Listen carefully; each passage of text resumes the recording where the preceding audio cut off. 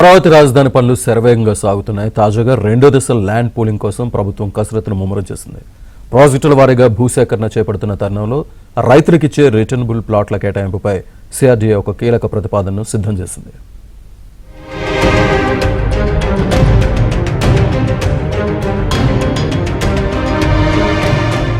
రాజధాని అమరావతి విస్తరణ దిశగా అడుగులు వేస్తున్న ప్రభుత్వం రెండో దశలో దాదాపు 20,494 ఎకరాల భూ సమీకరణ లక్ష్యంగా పెట్టుకుంది.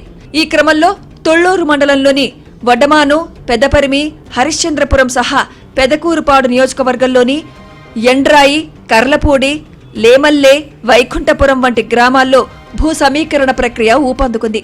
అయితే తొలి దశలో ఏ గ్రామానికి ఆ గ్రామంలోనే ప్లాట్లు కేటాయించడం వల్ల మౌలిక వసతుల కల్పనకు ఖర్చు పెరగడంతో పాటు పెద్ద ప్రాజెక్టుల కోసం భారీ భూభాగాలు అందుబాటులో లేకుండా పోయాయి. ఈ అనుభవాలను దృష్టిలో పెట్టుకుని రెండో దశలో రిటర్నబుల్ ప్లాట్ల కేటాయింపుపై సిఆర్డీఏ కొత్త వ్యూహాన్ని రచిస్తోంది.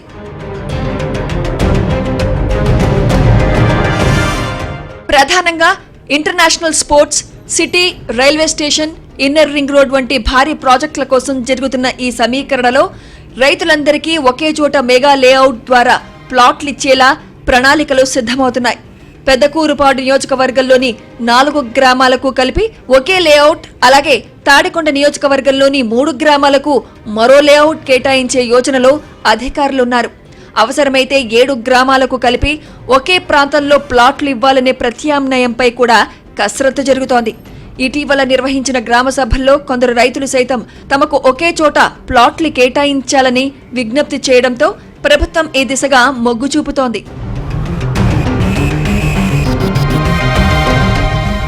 ఒకే ప్రాంతంలో ప్లాట్లు కేటాయింపు వల్ల ప్రభుత్వానికి భారీ భూభాగం ఒకే చోట అందుబాటులోకి వస్తుంది.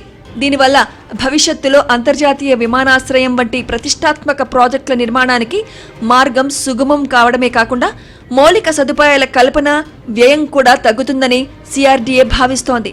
కొందరు రైతులు తొలిదశ భూముల్లోనే ప్లాట్లు కావాలని కోరుతున్నప్పటికీ సమీకృత లేఅవుట్ల వల్ల కలిగే ప్రయోజనాలను వివరిస్తూ ప్రభుత్వం త్వరలోనే దీనిపై తుది నిర్ణయం తీసుకోనుంది.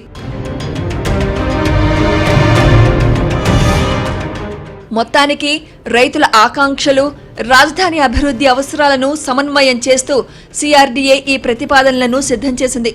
ప్రభుత్వం ఈ మెగా లేఅవుట్ల ప్లాన్కు ఆమోదం తెలిపితే అమరావతి రెండో దశ భూ సమీకరణ, అభివృద్ధి పనుల్లో మరింత వేగం పుంజుకునే అవకాశం ఉంది.